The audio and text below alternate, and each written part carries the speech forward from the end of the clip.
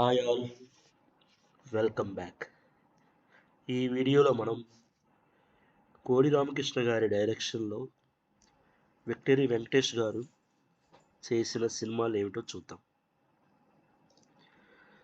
కోడి రామకృష్ణ గారి డైరెక్షన్లో విక్టరీ వెంకటేష్ గారు హీరోగా వచ్చిన మొదటి చిత్రం శ్రీనివాస కళ్యాణం.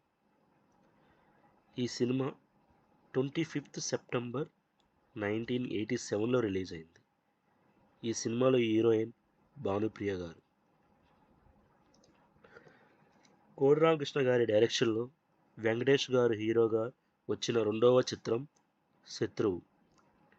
ఈ సినిమా 2nd జనవరి 1991లో రిలీజ్ అయింది. ఈ సినిమాలో హీరోయిన్ విజయశాంతి గారు. ఈ సినిమా వచ్చి సుమంత్ ఆర్ట్ ప్రొడక్షన్ నుండి వచ్చింది. సుమంత్ ఆర్ట్ ప్రొడక్షన్స్ అంటే మనకు గుర్తొచ్చే సినిమాలు ఒక్కడు, వర్షం, నువ్వు వస్తానంటే నేను వద్దంటాను, ఆట, ఇంకా చాలా సినిమాలు ఉన్నాయి. కోడి రామకృష్ణ గారు అండ్ వెంకటేష్ గారు కాంబినేషన్లో వచ్చిన ఆఖరి చిత్రం దేవీపుత్రుడు.